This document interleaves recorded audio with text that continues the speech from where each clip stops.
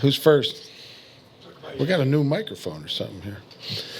Just the two guys you picked up on waivers, Coach. Talk about them. Mike Ford and McCreary.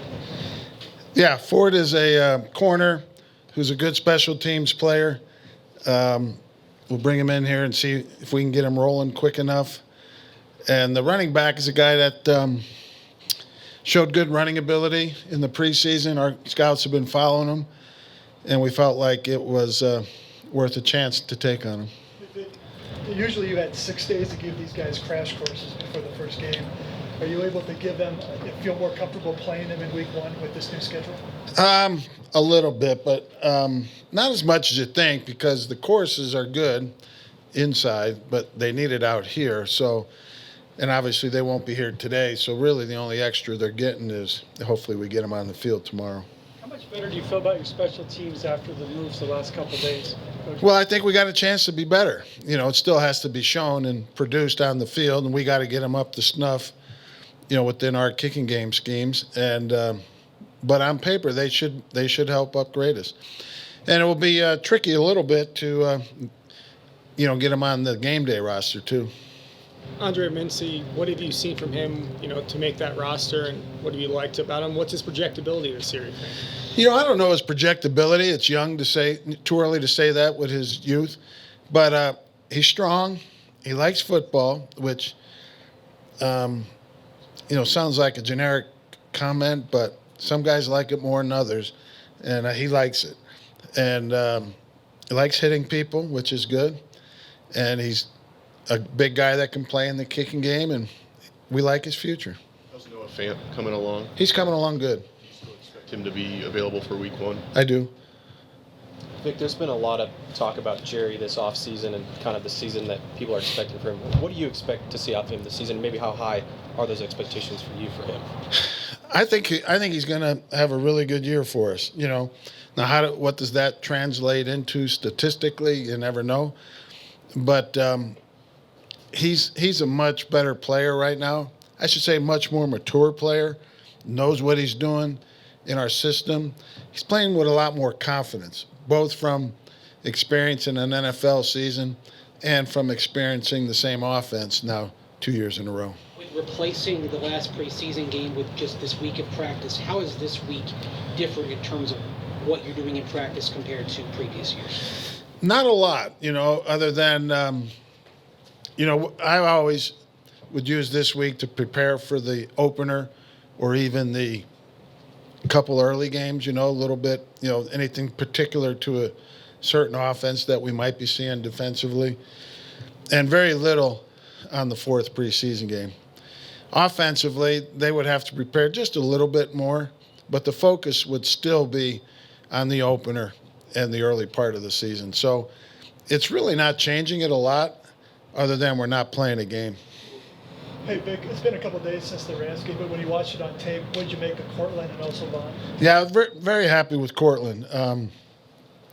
His first ball he caught on the sideline there, ran a really good route that took a lot of plant and drive on his knee there, he's been a little reluctant to do that consistently on the practice field. He's done it, but to get to see him to do it in a game was great to see for everybody and was really good for his confidence. So I think he got out of the game what he needed to get out of the game.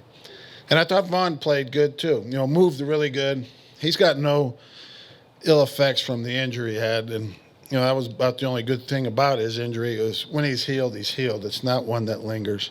Was Cortland going to change expectations for you early in the season, or would you look for a pitch count / play count for him as you get back into the regular season? Yeah, we'll be able to manage him that way.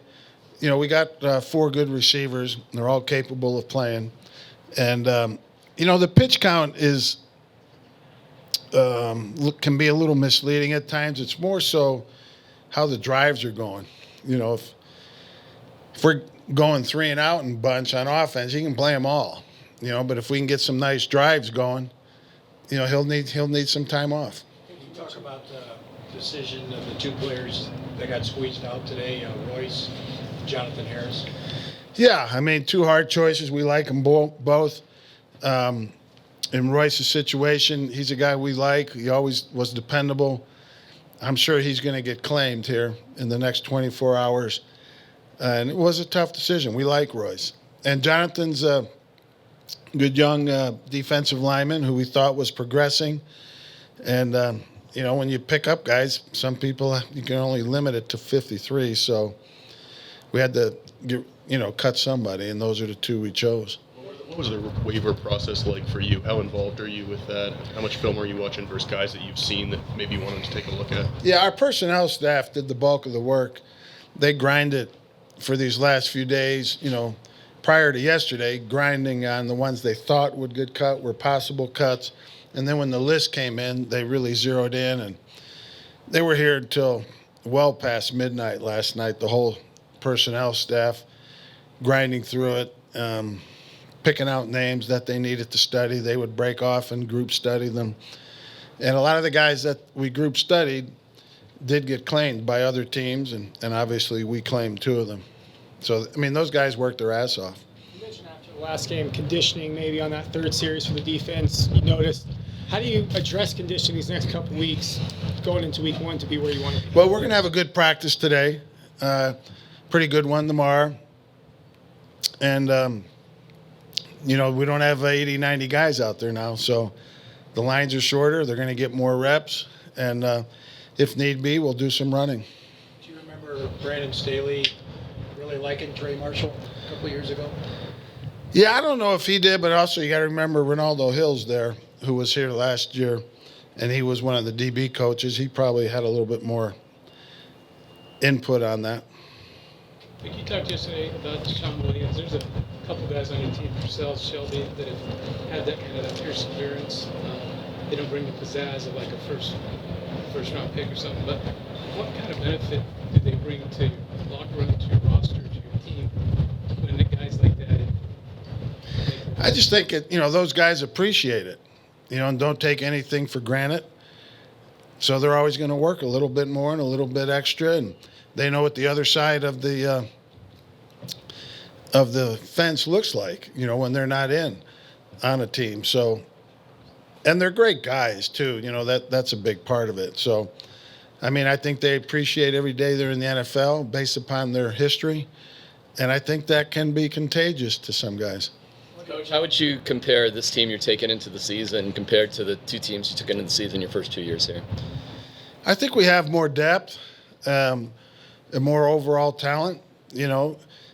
It's no secret there was somewhat of a retooling going on here, and most of the team that we have here today, was acquired when John was in charge, and now George has picked up John passed the baton to George, and George's done a great job in this 1 year on the job of adding to it. So I think we're definitely a deeper team across the board.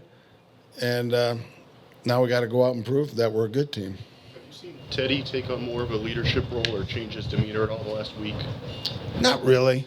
I think he will probably just organically in his own way. He's got natural leadership skills, and they'll come out. All right. Thank you.